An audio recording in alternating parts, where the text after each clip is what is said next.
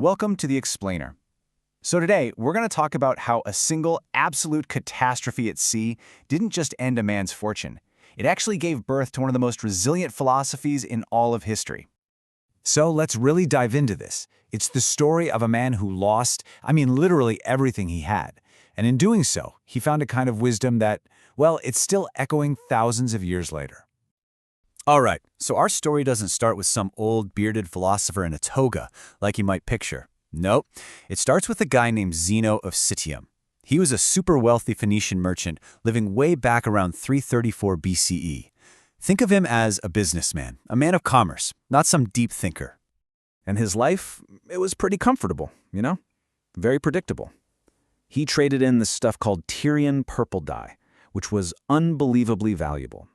We're talking a luxury reserved for royalty. It was so exclusive that the color purple itself became a symbol of power. His entire fortune was built on this one thing. But then, on one fateful voyage across the Mediterranean, that predictable, comfortable life he'd built was about to be completely shattered. Everything changed in a flash. Out of nowhere, a crazy, violent storm just rolls in, smashes his ship to pieces against the rocks, and just like that, his entire cargo, his whole fortune, his livelihood, heck, his entire identity as a successful merchant was just gone, swallowed by the sea.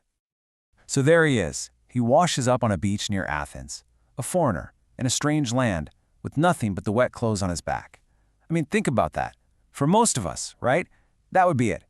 Game over. The end of the story. Just a complete tragedy. But for Zeno, this wasn't the end, not even close.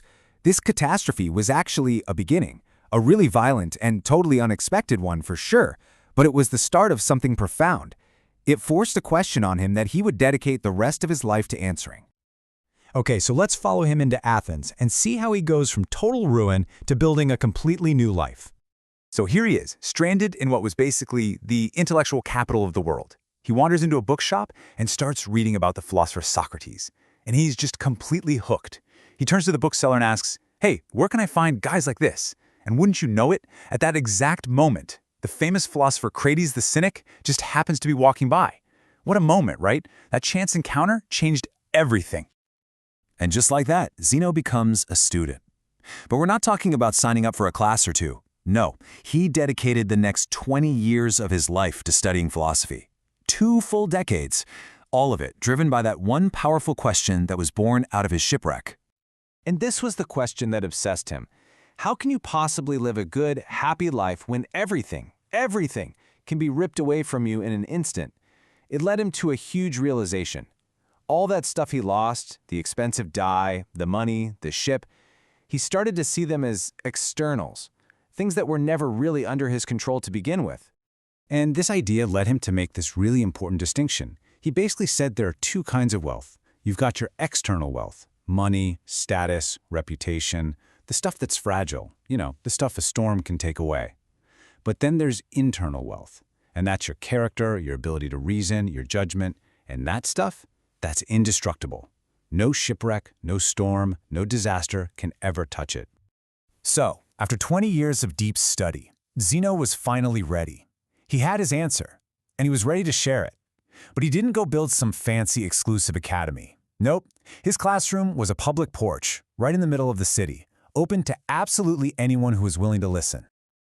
This quote just says it all, doesn't it? He looked back at what should have been the worst day of his life and called it a prosperous voyage. Why? Because he realized that shipwreck wasn't a disaster. It was the most profitable journey he ever took. It's what put him on the path to finding that true internal wealth we were just talking about. Yeah, he taught on this public porch in the marketplace in Athens. It was called the Stoa Poikile, which means painted porch.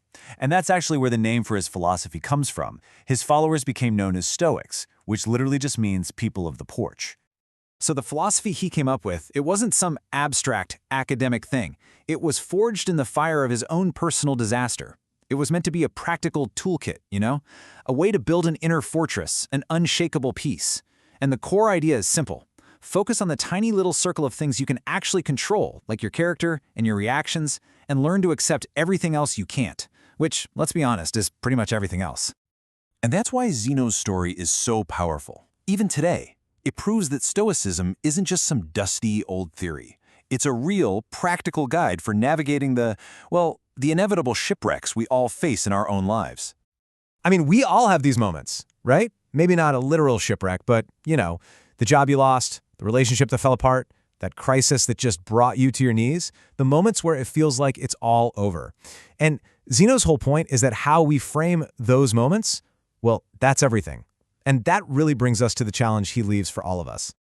He's asking us to look at our own disasters and think, what if this isn't just a setback? What if this is actually a redirection?